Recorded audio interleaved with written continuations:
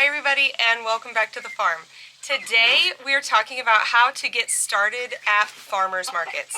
Now we have recently been to festivals, farmers markets, animal markets, all different kinds of things, selling chickens and teaching people about poultry care. So we're going to share some tips and tricks that we have learned along the way, and I hope you find it helpful. This guy's being a jerk to everybody, so now he gets to be held while I talk. Number one is going to be learning the requirements and the paperwork necessary to sell your products. So for us, obviously, we're going to be talking about all the permits that you need to sell chickens. I know more, obviously, about the state of Texas than I do other states, and each market and each thing has a different requirement.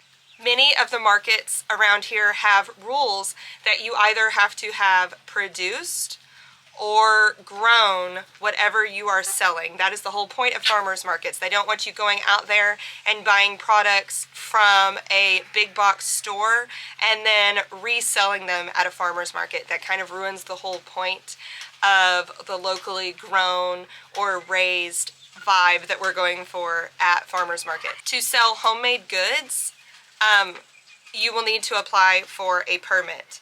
If it's perishable, you will also need to be able to have a food establishment license. And if you're going to sell food, there are rules about handling and storing and labeling those items. So be sure that you look up all of those rules and regulations for your area before going to a market. It is also important to note that I, for example, cannot sell eating eggs because I do not have a food handler's license. I am only allowed to sell hatching eggs, and then they don't have to be kept at a certain temperature and labeled accordingly and washed and all of that jazz. Moving on to animal vendors. I do know that every state in the United States requires that you have a PT test to sell from anywhere but your home. So if you are going to sell animals publicly, you are required to have a PT test. And then in the state of Texas, you need your TAHC, which is your Texas Animal Health Commission license.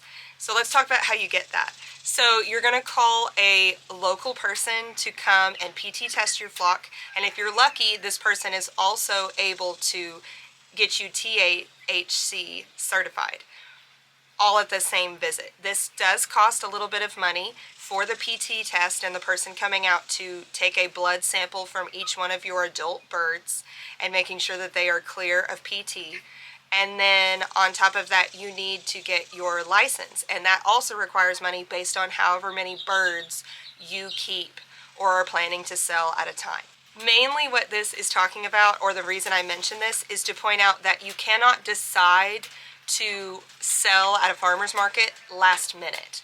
So I, for some bizarre reason, thought I was going to be able to just go pay the vendor fee for my spot and then go to one of these markets. Well, it does not work that way, and it requires a month or so to get all of your paperwork in order.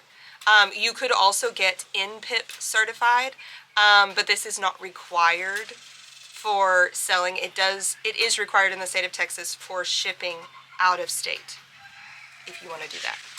If you want to go that route, an NPIP certification will also count as your ability to sell publicly in the state of Texas.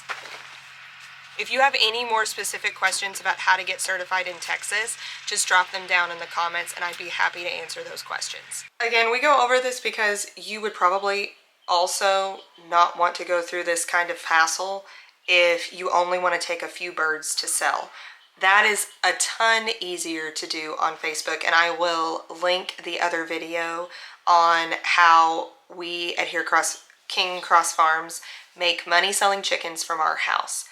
Now, the reason we've kind of switched to doing it at the farmers markets is because we now have so many chickens that it's better to just try to peel it off like a Band-Aid and do all those sales at the same time and just commit a day to it instead of committing an hour to each customer when they come to pick up their chickens, because we are chatty and we like to talk and we want to answer every single one of your questions, which we still do. But it was becoming a really big time commitment, and we were kind of running our schedules around when people were picking chickens up, and to some extent we still do that. So step number 2, now that you have the paperwork, let's talk about the venue. From our experience, vendor spots cost anywhere between $10 to $70 per spot.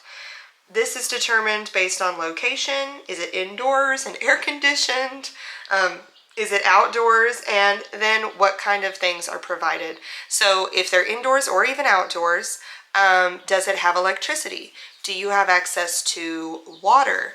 Or the other thing that you need to think about when choosing a spot is how much space are you going to have? I would highly suggest you do a mock setup of your booth. I suggest this for a couple of reasons. One is because if you go ahead and invest in one of those event teepees, they can be kind of hard to put up. Ours specifically has some quirks where you have to push the legs way farther out, kind of where they look like they're going to break, in order to get them to lock in the fully upright position, which I did not know the first time we went to an event, and I fought with it for a really long time until I was tired and sweaty before the event even began. So I highly suggest you go ahead and try to put that up in advance. So then this will also tell you how much space you need for your event. We often like to buy 2 spots because if our booth is too crowded, people can't easily come in and look at everything that we want. So then step 3, what am I bringing? And I'm sure you think, well, I'm going to bring everything that I have. Yes, if you can. Things that you're going to want to think about is how much hauling space do you have? Are you doing this by yourself? Therefore, you can only bring your car. So can you stuff everything you need into your car? Or are you going to need another person to bring a car? Are you going to need to hook on a trailer? I see a lot of people come to events like this with a trailer in tow. So that is one thing to consider. This is also a good time to think about your prices. I usually write down every single thing that I'm planning to bring because that changes for us a lot. The first time we went, I did not make price tags. This saves so much time and effort. We sell so many different things, and a lot of them people have never seen that breed or type of chicken before. Remember when setting your prices, all of the initial cost that went into this. There were your permits, there's the vendor fee, which is small, but still there. Then there's, did you buy tables? Did you have to buy cages? Did you have to buy a tent for your event? Did you buy a banner? All the different things that needs to be factored into your prices. Let's talk about how people are going to pay. If you are a cash-only place, that is going to be very limiting in today's day and age. While you could go all in and buy a card reader that connects to your phone, keep the cost in mind because this requires a monthly payment.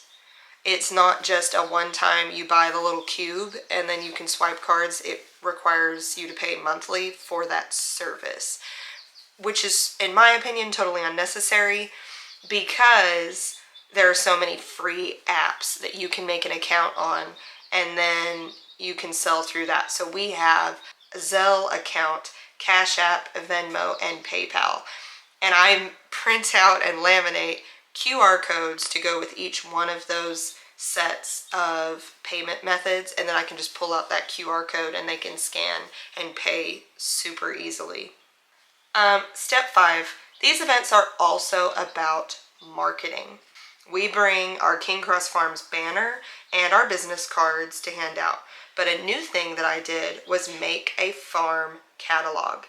This is super helpful when all I have is chicks or young chickens of rare breeds that people may have never seen nor heard of. I can also talk about the other animals that we raise on the farm, like sheep and cattle, that we don't usually have with us. This is also where we can talk about what we do and what we stand for.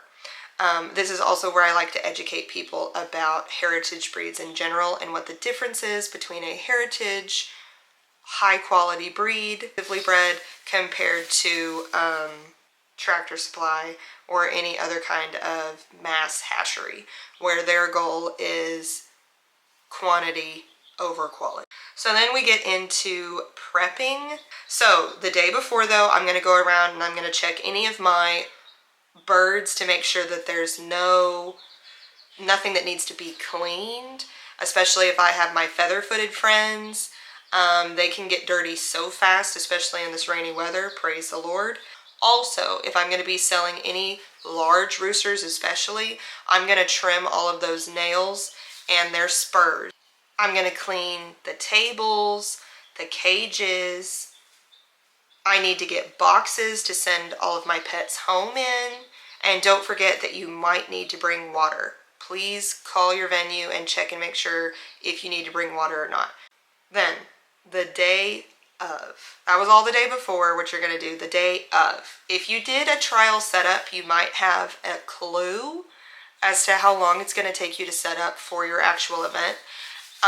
Some of the events that we've been to have a hard start time, and you're going to probably want to be there an hour or more before that. In general, it takes me about an hour and a half to set up. So these are always really early mornings for us.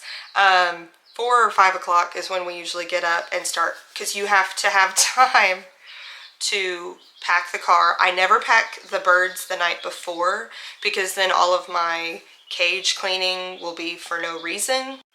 Alrighty, everybody, I hope you found this video helpful in deciding whether or not you want to get started at farmers markets and some of the first steps that you need to take in order to do so. If you found this video helpful, I hope that you go ahead and subscribe, and we'll see you next time here on the farm. Bye, guys.